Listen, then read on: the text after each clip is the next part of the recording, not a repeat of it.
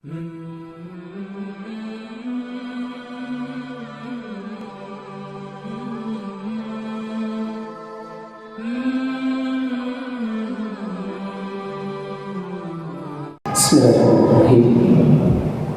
Assalamualaikum warahmatullahi wabarakatuh.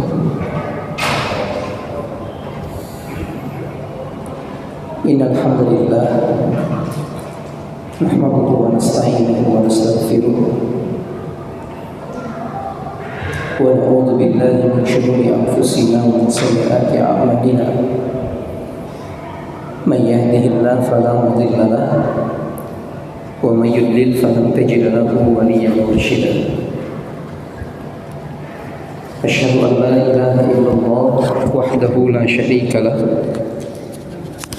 wa asyhadu anna Muhammadan abduhu wa rasuluhu alladzi la nabiyya wa la rasula ba'dah. Faqala Allah ta'ala fi kitabihil karim wa huwa asdaqul qailin wa nahnu ala dzalika minasy syahidin. Ba'da a'udzu billahi minasyaitonir rajim. Ya ayyuhalladzina amanu ittaqullaha haqqa tuqatih wa la tamutunna illa wa antum muslimun. Wa qala ya ayyuhalladzina amanu ittaqullaha wa qulu qawlan sadida yuslih lakum a'malakum wa yaghfir lakum dhunubakum wa may yuti'illaha wa rasulahu faqad faza fawzan 'azima. Amma ba'du, fa inna asdaqal hadithi kitabullah wa khairal huda huda Muhammadin sallallahu alaihi wasallam wa syarrul umuri muhdatsatuha fa inna kulla muhdatsatin bid'ah wa kulla bid'atin dhalalah wa kulla dhalalatin finnar. Ikhwan fillah rahimakumullah, ada yang menarik dari sebuah ayat yang sering diungkapkan di atas mimbar-mimbar oleh para dai. Karena ayat ini berbicara tentang tugas pokok seorang manusia ketika Allah menciptakannya. Ayat ini mungkin juga di antara kita sudah menghafalnya, Pak. Ayat yang tercantum di Quran surat Adz-Dzariyat ayat yang ke-56. Allah berfirman di ayat tersebut dengan ungkapan ba'da a'udzu billahi minasyaitonir rajim wa ma khalaqtul jinna wal insa illa liya'budun. Wa ma khalaqtul jinna wal insa illa liya'budun. Yang artinya kurang lebih, dan tidaklah kata Allah kami menciptakan jin ataupun manusia kecuali agar mereka beribadah kepadaku. Yang menariknya ikhwan fillah adalah dua ayat setelahnya. Setelah Allah mengatakan tugas diciptakannya manusia untuk beribadah kepadanya, Allah mengatakan ma uridu minhum mir rizqin wa ma uridu ayyut'imun. Innallaha huwar razzaqu dzul quwwatil matin. Innallaha huwar razzaqu dzul quwwatil matin. Allah mengatakan kami, kata Allah, saya, kata Allah, gak minta rizki kepada mereka, gak butuh rizkinya manusia. Aku juga gak minta manusia untuk kasih makan kepadaku, kata Allah. Karena akulah yang ngasih rizki, akulah yang maha kuat, yang maha kokoh. Ini kalimatnya. Sekali lagi Allah mengatakan aku ciptakan jin dan manusia bukan untuk yang lain kecuali untuk beribadah. Aku enggak minta mereka nyari nafkah untuk diriku, enggak. Aku enggak minta mereka untuk kasih makan kepadaku, enggak. Karena akulah yang ngasih rezeki, kata Allah. Nah, kata para ulama, ayat ini merupakan ayat sindiran, Pak. Untuk siapa? Untuk orang-orang yang ngaku muslim, ngaku beriman kepada Allah, tetapi terkadang menganggap ibadah itu bisa bikin rizki jadi seret, Pak. Lagi enak-enaknya kerja, lagi nyantai-nyantainya, lagi nyaman-nyaman, tiba-tiba adan, tanggung adan lagi. Seolah-olah dengan sholat dulu, dengan melaksanakan kewajiban dulu, jatah berkurang, ikhwan fillah. Seolah-olah begitu. Padahal enggak, ikhwan fillah. Justru dengan ibadahlah rizki akan menjadi semakin lancar dengan izin Allah Subhanahu wa taala. Apalagi dalam sebuah hadis Nabi mengatakan, kata Nabi SAW, Allah berfirman, berarti ini hadis qudsi, Pak. Apa kata Allah? Tafarrag li ibadati amla qalbaka gina wa ashudda faqraka. Allah mengatakan, beribadahlah kalian kepadaku, luangkanlah waktu untuk ibadah kepadaku. Kata Allah, niscaya aku akan isi hatimu dengan kekayaan, dengan rasa cukup, dan aku akan penuhi segala kebutuhan-kebutuhanmu, kata Allah. Wa illam taf'al, tapi kalau kamu tidak mengerjakannya, tidak menyengajakan diri meluangkan waktu untuk beribadah kepada Allah, Allah mengatakan, aku tidak akan melakukan yang kulakukan kepada orang yang pertama. Malah Allah mengatakan, amla qalbaka faqra. Allah bakal jadikan di dalam hatimu sifat kekurangan, Pak. Merasa enggak cukup dengan apa yang Allah berikan. Walam asyudda faqra, dan aku pun, kata Allah, tidak akan memberikan pemenuhan terhadap kebutuhan-kebutuhanmu.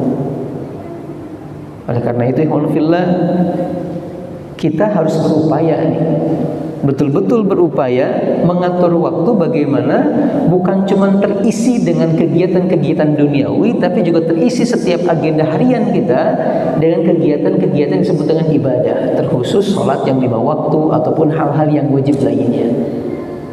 Ikhwan fillah rahimakumullah, dan hari ini dengan izin Allah Subhanahu wa taala kembali kita dipertemukan dalam rangka melaksanakan salah satu kewajiban sebagai seorang muslim, yaitu talabul ilmi.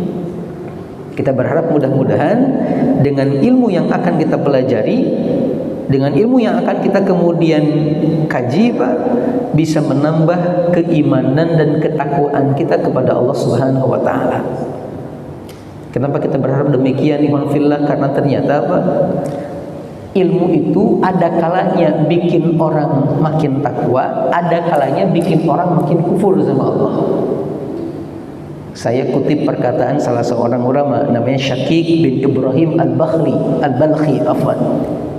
Beliau pernah mengatakan satu ungkapan yang perlu jadi perhatian kita. Kata beliau, tertutupnya taufik dan hidayah dari Allah di antaranya karena seorang hamba melakukan salah satu dari 6 perkara. Atau bahas sederhananya, ada 6 perkara yang akan bikin taufik dan hidayah tidak akan masuk ke dalam hati seorang hamba. Apa saja 6 perkara itu? Yang pertama, beliau mengatakan, seseorang yang sibuk dengan kenikmatan-kenikmatan dunia tapi tidak pernah mensyukurinya atau lupa untuk mensyukurinya, Pak. Ini yang pertama. Makanya Allah mengatakan, la in syakartum la azidannakum wa la in kafartum inna adzabi lasyadid. Kalau kalian syukur akan kutambah nikmatku kepada kalian, tapi kalau kalian ingkar, hati-hati, azabku sangat berat. Dan di antara bentuk azab adalah tertutupnya hati dari hidayah Allah. Malah itu lebih berat dibandingkan yang lainnya, Pak. Ini yang pertama. Yang kedua, kata beliau, adalah bersemangat untuk mencari ilmu tapi tidak mau mengamalkannya. Apalagi kadang punya tujuan untuk menjelek-jelekan, membodoh-bodohkan orang lain, untuk membantah orang lain. Ini lebih terancam lagi. Nabi mengatakan, barang siapa yang mencari ilmu hanya sebatas untuk tujuan dunia, maka lam yajid raihatal jannah atau irfal jannah, maka dia tidak akan mencium wanginya surga. Yang ketiga, kata beliau, adalah berlomba-lomba, bersemangat untuk berbuat dosa tapi menunda-nunda bertaubat kepada Allah. Ini pun sama, akan menjadi penyebab tertutupnya hidayah Allah. Dalam sebuah ayat Allah mengatakan satu ungkapan yang sangat tegas. Kata Allah Subhanahu wa taala, wahai Muhammad, aku, kata Allah, kami, kata Allah, tidak akan mengadab mereka, maksudnya kaummu, selama engkau bersama dengan mereka, atau selama mereka masih beristighfar kepada Allah Subhanahu wa taala. Allah mengatakan, wahai Muhammad, aku atau kami tidak akan mengadab kaummu selama engkau bersama dengan mereka dan atau ketika mereka terus beristighfar kepadaku, bertaubat kepadaku. Makanya kita pernah menyampaikan pernyataan sebagian para ulama termasuk Imam Asy-Syafi'i rahimahullahu taala. Kata beliau bahwasanya Imam Fillah rahimakumullah, ketika seseorang sedang dalam keadaan musibah, bencana ataupun yang lainnya, upayakan perbanyak taubat dan istighfar. Istighfar Imam Fillah. Nah, di ayat yang tadi kita bacakan, kalau kita mengutip perkataan para ulama, azab turun itu karena hilangnya dua hal, Pak, yang ada pada umat ini. Karena selama itu ada, azab gak akan turun. Yang pertama, adanya Rasulullah SAW. Yang kedua, istighfarnya kaum muslimin. Nah, yang pertama tentu kita sudah tidak punya, Pak, Rasulullah SAW. Tinggal yang kedua. Dan tadi kita sampaikan, adab itu juga bisa berupa hilangnya, tertutupnya hidayah Allah Subhanahu wa taala. Yang keempat kata beliau adalah seseorang bersemangat atau membanyak-banyakin teman dari kalangan orang-orang solih, tapi sangat disayangkan dia tidak meniru mereka. Dia hanya menjadikan mereka sebagai benteng saja, gitu, Pak. Ini pun bisa jadi penyebab, kata beliau, taufik Allah tidak akan turun. Yang kelima kata beliau, sibuk mencari dunia, padahal dunia lari daripadanya.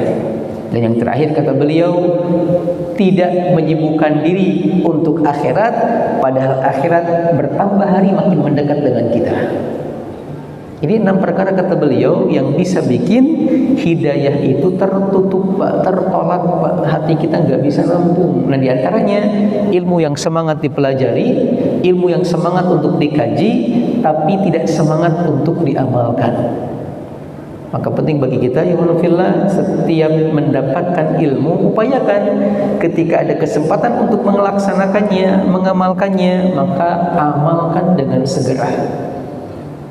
Ikhwan fillah rahimakumullah. Ikhwan fillah rahimakumullah, di kesempatan malam yang berbahagia ini kita akan melanjutkan membacakan kitab tentang hadis-hadis sahih yang berisi kisah-kisah zaman dulu.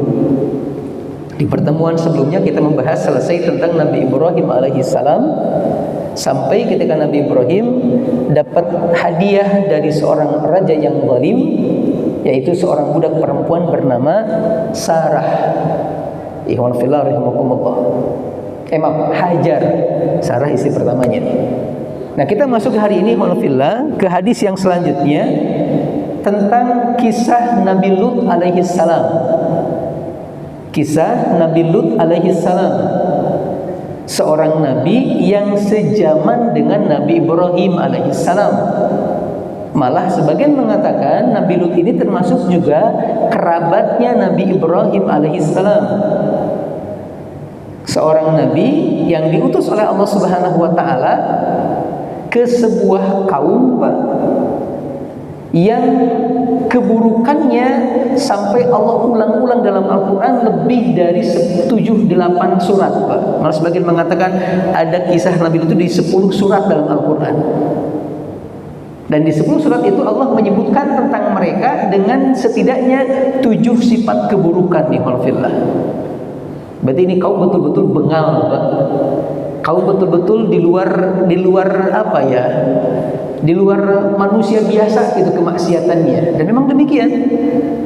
Contohnya walfillah rahimakumullah, di dalam Al-Quran surat yang pertama walfillah Allah menyebutkan tentang mereka kalau mereka adalah orang-orang yang melampaui batas.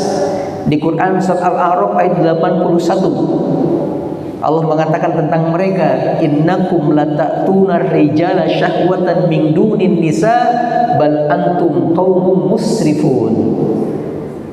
Wahai kaum Nabi Lut, kalian ini aneh gitu. Kalian mendatangi kaum laki-laki yang sejenis dengan kalian, tapi meninggalkan istri-istri kalian, meninggalkan kaum perempuan. Sungguh kata Allah, kalian adalah kaum yang musrif, kaum yang melampaui batas dalam kemaksiatan, Pak. Ini sebutan Allah, kaum musrifun. Di ayat berikutnya Al-A'raf ayat 84 Allah mengatakan wa amtarna 'alaihim matara.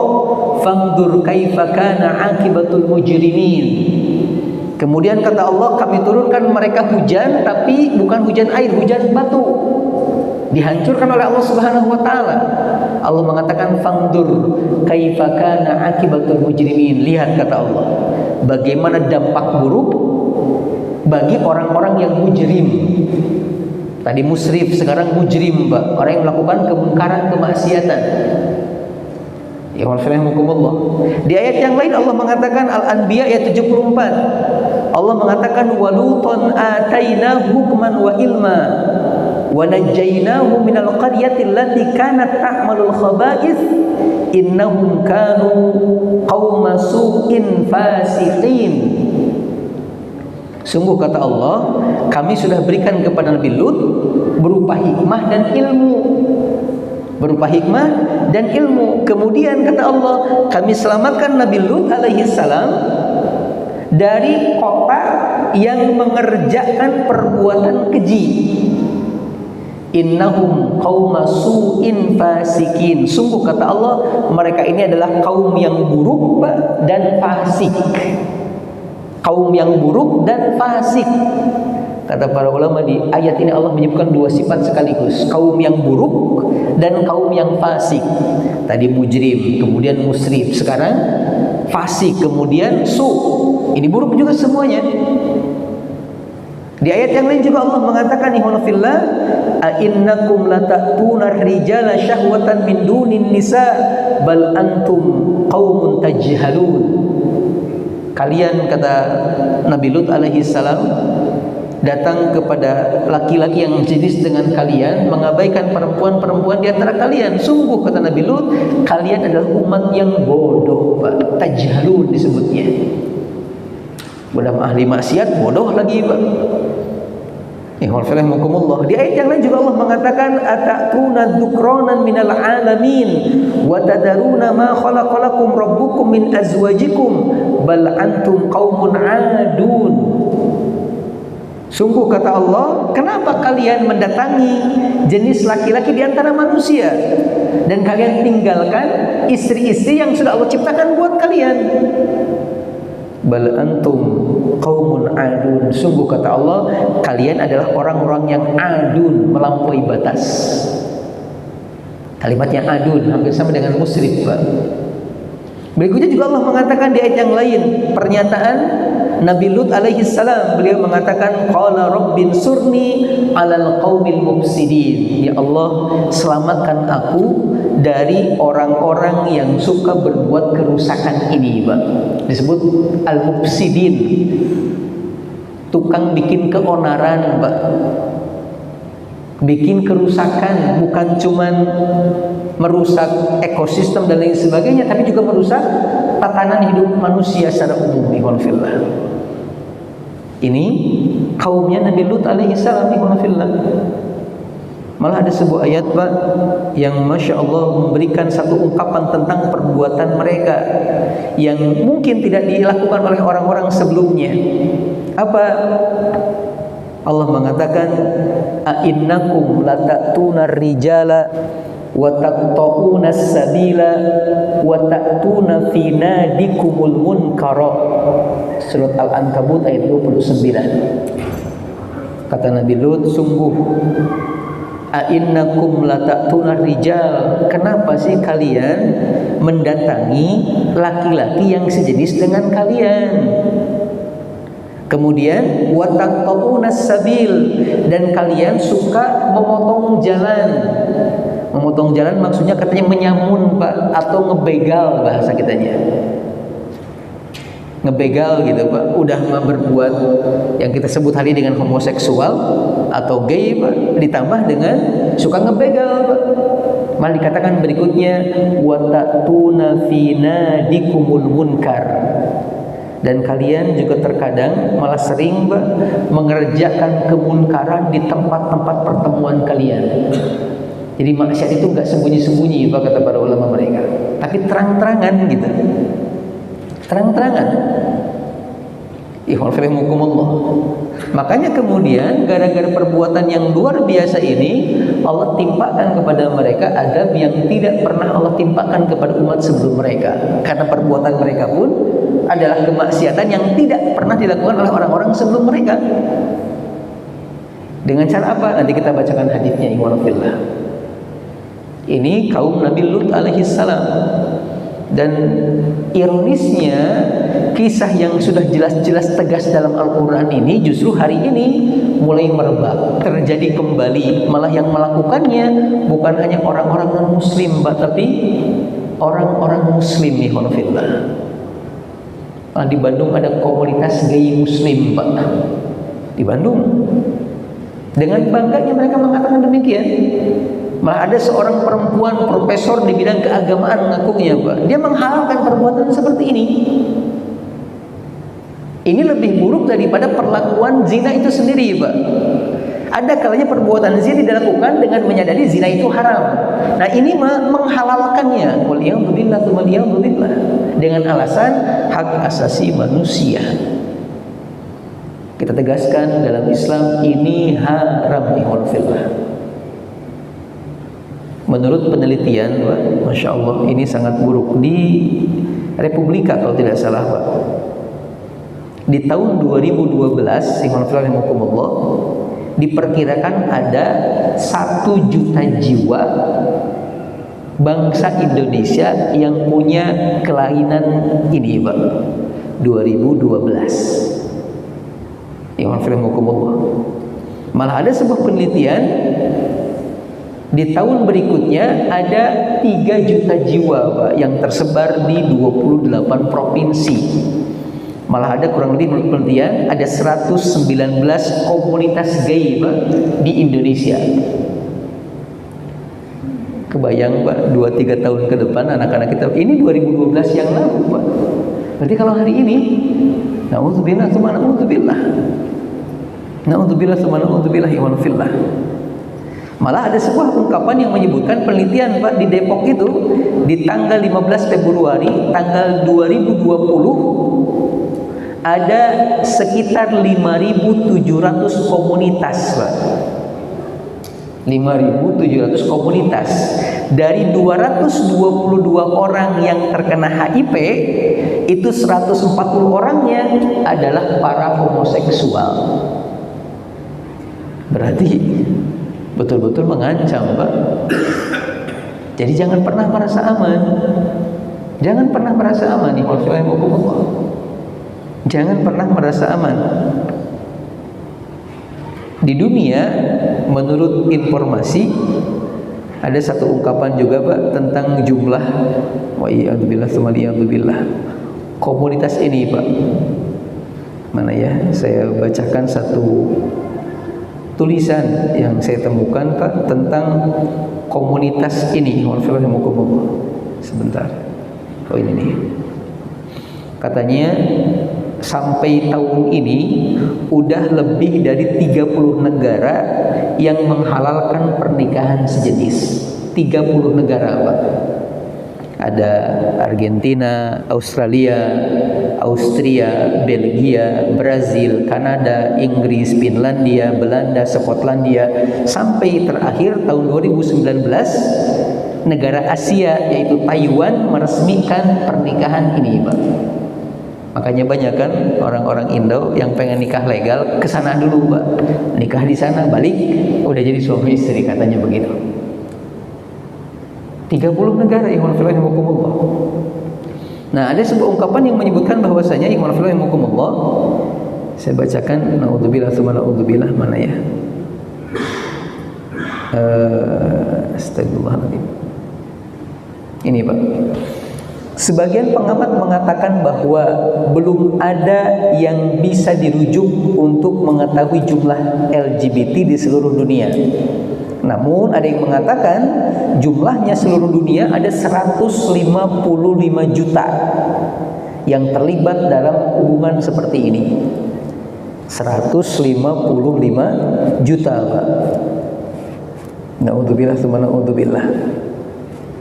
Waliyadzubillah. Malah dikatakan berikutnya, itu di luar orang-orang yang biseksual sama transgender, Pak. Tahu transgender? Yang berubah jenis kelaminnya. Itu kalau digabungkan dengan nominal transgender, yang merubah jenis kelaminnya bisa mencapai 750 juta di alam dunia ini, Pak. Berarti 3 kali lipat jumlah penduduk Indonesia, Pak. Sekarang Indonesia kita berapa jumlahnya, Pak? 250 juta, betul? Berarti betul-betul sangat mengancam ikhwanofillah.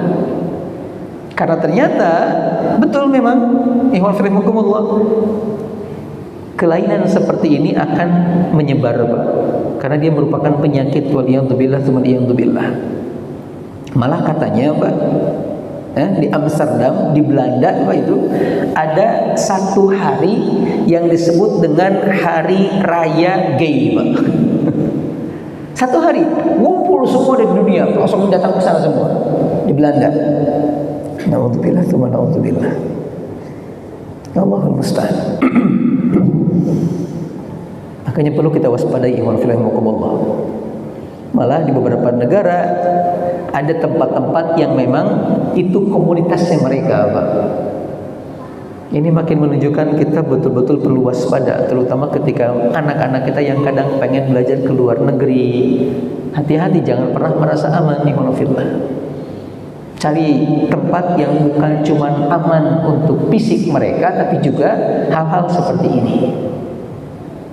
Karena terkadang keseringan melihat, keseringan menonton juga akan menimbulkan kepenasaran, ujung-ujungnya nyobain, dan ini sangat berbahaya, ikhwanillah. Ya, nah kita akan berbicara salah satu hadis yang disebutkan oleh salah satu sahabat Nabi tentang kaum ini, ikhwanillah. Dikatakan dalam kitab ini, rawa al-Hakimu fi mustadrakihi an Ibni Abbasin radhiyallahu anhuma. Dikabarkan atau diriwayatkan dari Imam Al-Hakim dari kitab hadis beliau yaitu Al-Mustadrak dari sahabat Ibnu Abbas radhiyallahu taala anhuma atau Abdullah bin Abbas radhiyallahu taala anhuma. Qala, Ibnu Abbas mengatakan, jadi ini bukan perkataan Nabi tapi perkataan Ibnu Abbas. Cuman kata para ulama, walaupun ini perkataan Ibnu Abbas, bisa dianggap ini adalah perkataan yang benar adanya karena menjelaskan tentang isi Al-Qur'an. Apa kata beliau? Beliau mengatakan, lamma ja'at Rasulullah Lutan donna annahum difanun laqu. Ketika datang utusan-utusan Allah menemui Nabi Lut alaihi salam, ketika bertemu pertama kali, Nabi Lut mengira kalau mereka sekedar tamu biasa yang ingin bertemu dengan Nabi Lut alaihi salam. Kan kita pernah bacakan tuh, kalau tamu-tamu ini, Pak, datang setelah mereka ketemu dengan Nabi Ibrahim alaihi salam. Kemudian setelah itu, setelah selesai urusan dengan Nabi Ibrahim, mereka datang ke Nabi Lut alaihi salam. Nah, ketika datang, dikabarkan mereka menyerupai manusia-manusia yang sangat tampan, dan jumlahnya tidak 2 seperti yang digambarkan sama Taurat, tetapi lebih, Pak. Jumlahnya lebih dari 3. Malah sebagian mengatakan banyak. Ada malaikat Jibril, sebagian mengatakan malaikat Israfil dan lain sebagainya. Wallahu a'lam.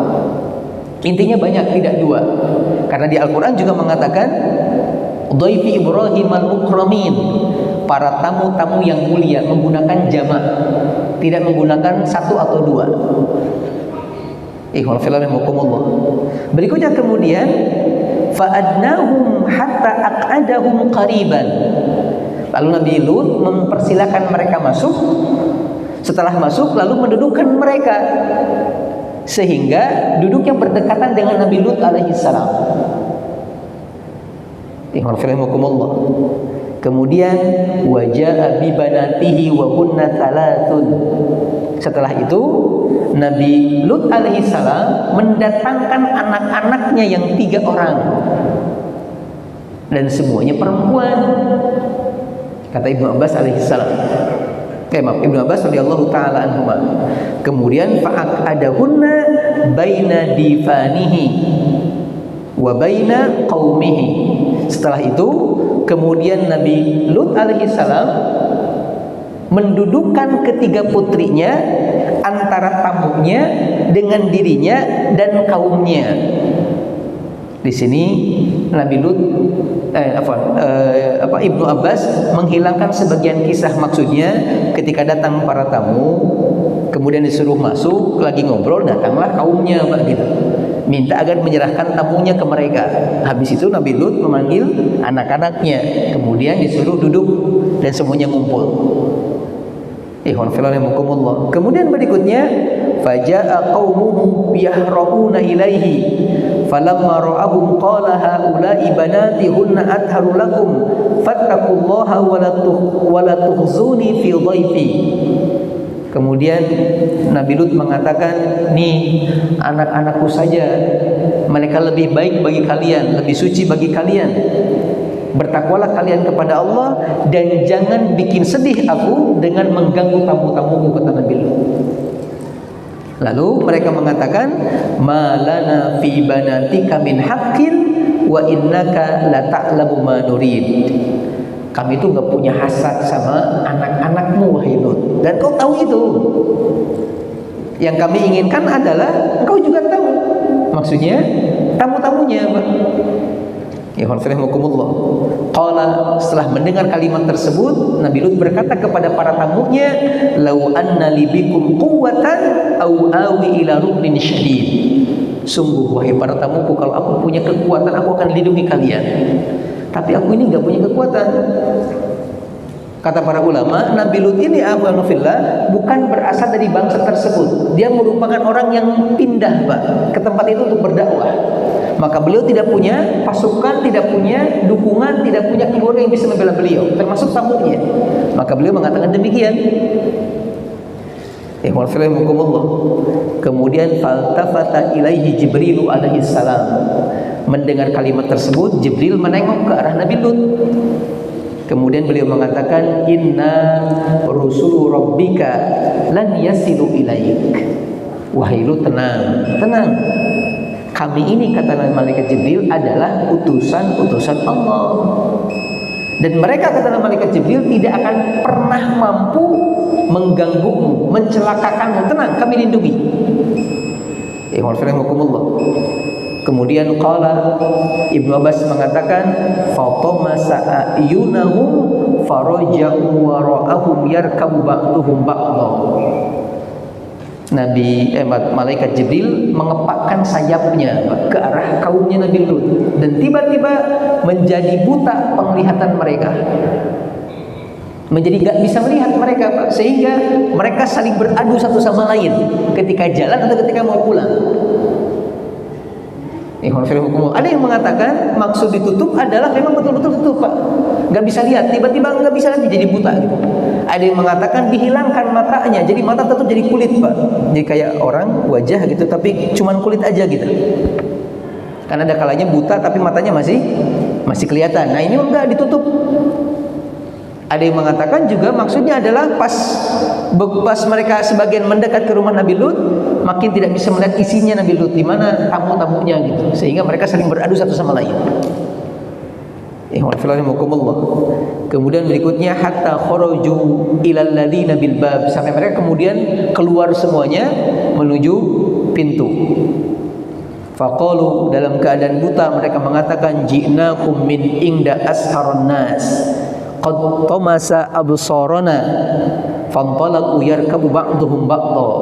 Kita baru saja datang ke orang yang tukang sihir. Nih kita sekarang udah gak bisa melihat satu sama lain. Mereka mau malah begitu Pak, bukan malah kemudian mengakui kalau Nabi Lut sebagai seorang nabi, minta bantuan untuk diselamatkan sebagaimana raja ketika di zaman Ibrahim. Kan gitu kemarin, masih ingat? Kalau Raja Ibrahim pas mendekat ke Siti Sarah langsung terkena penyakit, langsung dia minta dibantu gitu. Ini malah enggak. Bilang Nabi Lut seorang tukang sihir,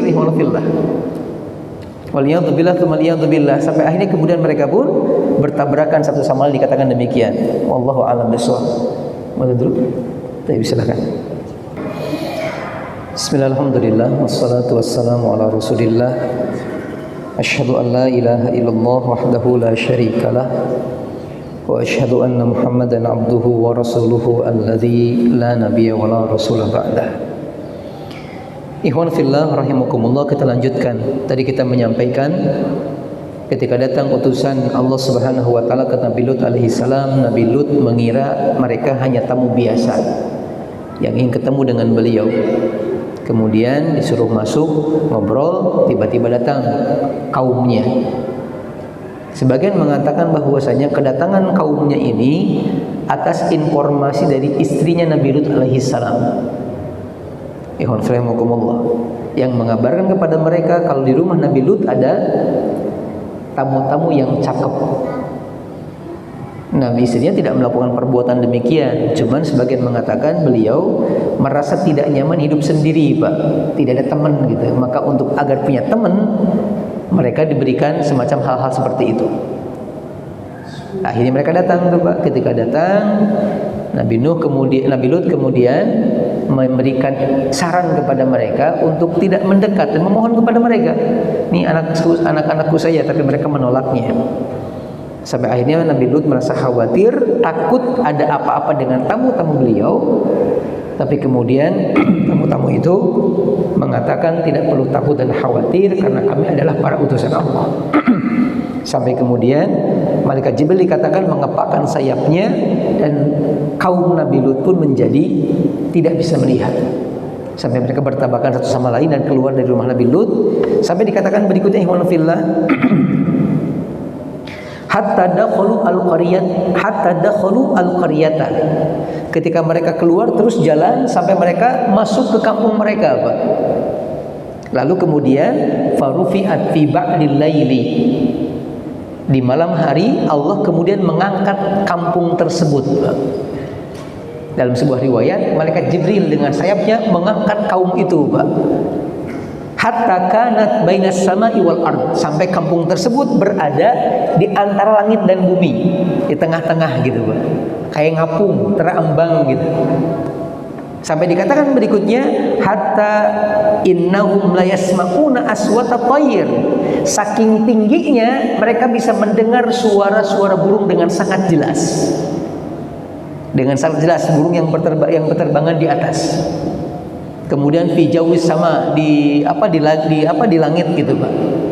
Tsumma qulibat fa kharajat al-afaqatu alaihim famin adrakathul afaqatu qatalathu. Setelah di atas tiba-tiba dibalikan kemudian dan diplek gitu, Pak. Lalu dilempari dengan batu yang sangat panas. Dan setiap orang yang kena batu itu pasti mati. Wa man kharaja ittaba'athu haitsu kana hajaran faqataltahu. Dan kalau ada orang yang ketika turun ke bawah kemudian dia lari gitu, Pak, maka batu itu yang mengejarnya sampai dia pun membunuhnya.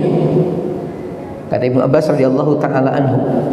Kemudian qala Ibnu Abbas melanjutkan, fartahala bi banatihi wa kunna thalath. Setelah kejadian itu kemudian Nabi Lut alaihissalam berpindah dengan membawa 3 orang putrinya. Hatta idza balagu makana kada wa kada minasyam, sampai kemudian mereka tiba di sebuah tempat ini dan tempat ini di daerah Syam. Famatat ibnatuhul kubra, meninggallah anak perempuan pertama beliau. Fa kharajat indaha ainun yuqalu lahu luwariyah. Lalu setelah beliau meninggal, tiba-tiba di daerah tersebut keluar mata air yang disebut dengan mata air wariyah. Lalu kemudian kata beliau, "Tsumman talaqa haitsu sya'allahu an yablugha." Akhirnya tinggal bertiga tuh, Pak. Jalanlah bertiga kemudian. Sampai di tengah-tengah jalan di sebuah daerah meninggal putri beliau yang paling kecil.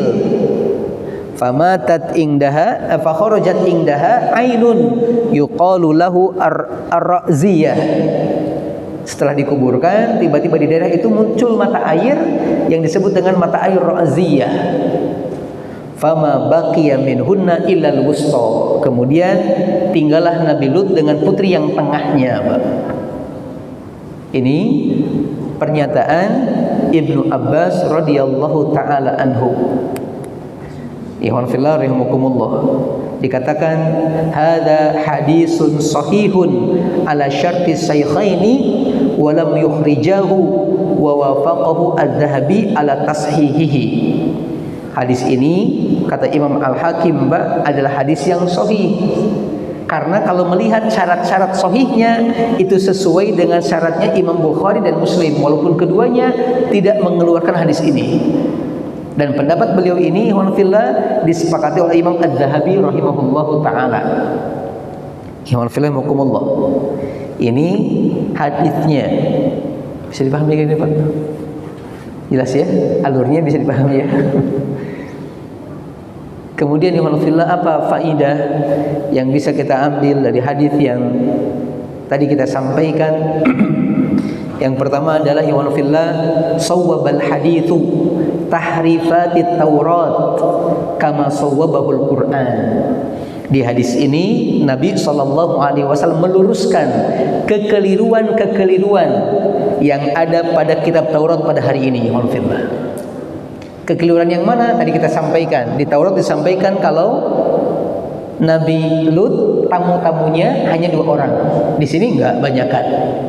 Malah ada satu ungkapan yang naudzubillah, Pak. Di kitab Taurat ada ungkapan yang menyebutkan bahwasanya nanti katanya Nabi Lut alaihi salam dengan kedua putrinya, karena takut kedua putrinya tidak punya kelanjutan untuk keturunannya, itu dibikin ini Pak, dibikin mabok. Jadi katanya di malam pertama ketika mereka tinggal cuma bertiga, nanti anak yang pertama Nabi Lut itu ngasih minuman ke Nabi Lut sampai mabok. Ketika mabok terjadi hubungan dia sampai hamil. Di malam berikutnya sama adiknya Pak. Ini tuduhan besar, tuduhan yang sangat naudzubillah tsumma naudzubillah. Tidak mungkin para nabi melakukan hal seperti itu. Ihwanillah rahimakumullah. Ini yang pertama. Pernyataan sahabat ini ihwanillah mengoreksi kekeliruan dalam kitab At-Taurat. Berikutnya kemudian ihwanillah tabri'atu nabiyillah Lut min iftira'atin muhrafit Taurati alaih. Ini pun sama, Allah ingin membuktikan, ingin menjelaskan kesucian Nabi Lut dari tuduhan-tuduhan yang diungkapkan dalam kitab Taurat seperti yang kita sampaikan. Kemudian berikutnya disebutkan bayanu, hadis ini walfillah menjelaskan, memberikan penjelasan tentang apa? Idhami jarimatil liwat wa bayanu idhami al-uqubati allati halat birtikabi hadhil jarimati wa anna hadhil uqubata ghairu ba'idatin 'anil zalimin alladziina yaf'aluna fi'la qaumi lutin. Kurang lebih artinya hadis ini memberikan penjelasan tentang idhami jarimatil lut atau jarimatil liwat, besarnya dosa perbuatan homoseksual. Wa bayanu idhami al-uqubati allati halat birtikabi hadhil jarimah, dan besarnya dosa atau besarnya ukubah, balasan Pak, bagi orang-orang yang melakukan perbuatan ini walaupun tidak mengharamkannya.